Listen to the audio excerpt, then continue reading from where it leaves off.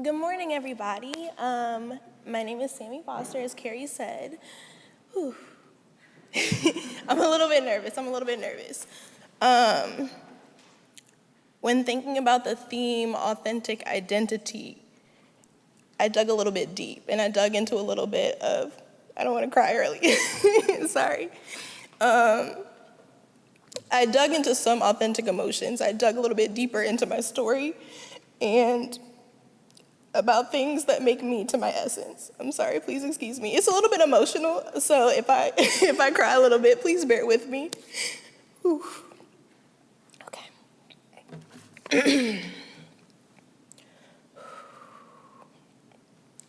The first grade was the most life-changing year in school for me for the most unconventional of reasons.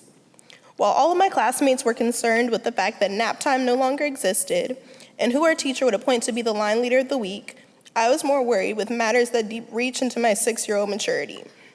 December 3rd, 2003 is the day that my mother, Karen Brown Foster, died. I remember it with crystal clarity. My Aunt Sadie, who had been helping my parents and I due to my mother's sickness, picked me up for early dismissal. At that time, I knew that my mother was sick, but I could not comprehend the level of severity of the illness. What I was not aware of was that over the past 3 years, my mother had developed breast cancer, a disease far beyond the limits of my innocent mind. As my aunt drove further away from the school, I could sense that something was not quite right. When I asked where we were going, my aunt said that we were going to the hospital to visit my mom. Of course, I began to ask the questions, as would any inquisitive child of my age. However, none of her carefully contemplated answers could satisfy me.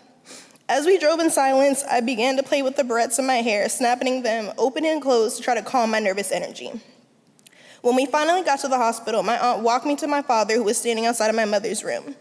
When we reached him, my aunt rubbed my back in a few circular motions and walked away.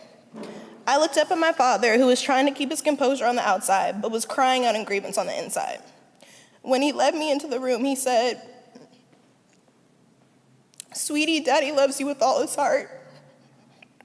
So does Mommy, but God has called her back to heaven."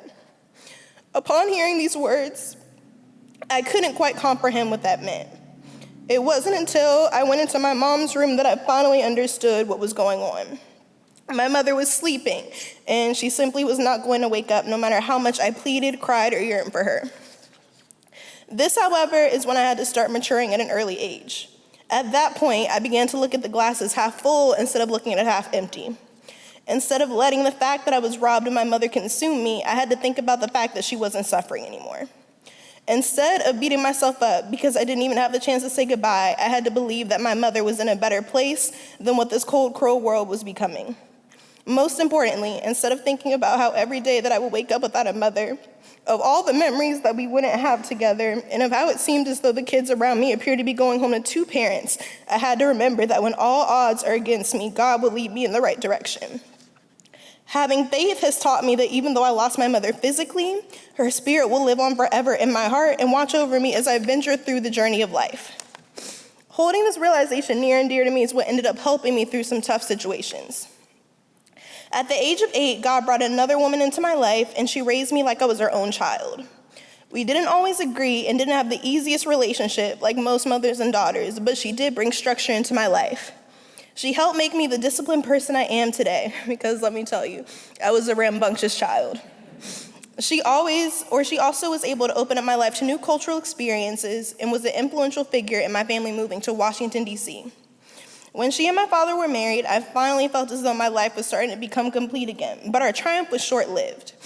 The poem that I'm about to read to you is one that I wrote in the spring of 2014, which is a time period that challenged me both mentally and emotionally. It's called "What is Life?" What is life? That is my question. Don't tell me how to live it. I don't want your suggestions. What is life? Through the ups and the downs. We all need someone who will still be around. What is life? I'm begging you, please, through the pain and the confusion that brings people to their knees. What do you do when all is broken? When you can't take back the words that you have spoken? When tears shed endlessly down your face in streams? When all you see is darkness and once happy dreams? When you watch a breathtaking sunrise and you see no hope? when you slip slowly through the cracks and you don't try to cope with the struggles you are facing, the fears that want embracing, the worries that are encasing you.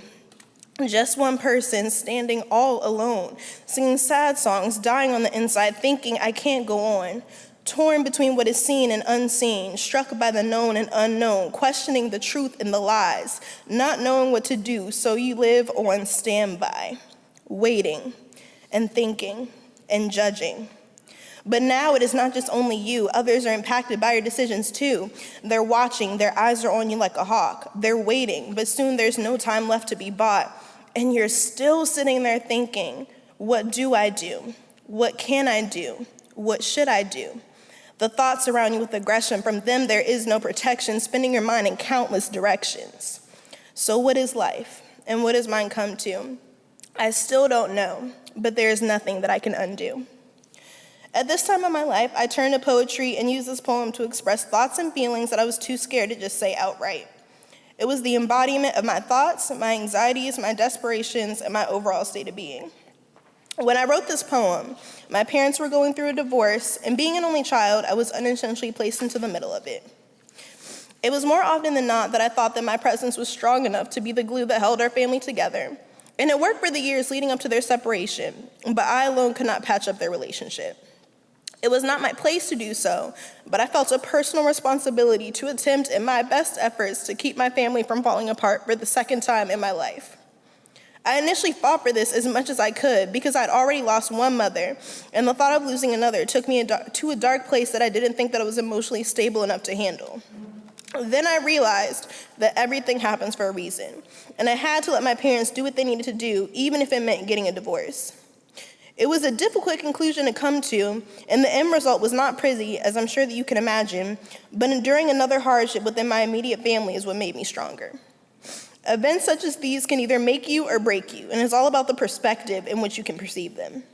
While it took some time for me to look at these occurrences in a light other than one in which I made myself the victim, I soon learned that while some people could see these tragedies as weakness, I would see them as strengths.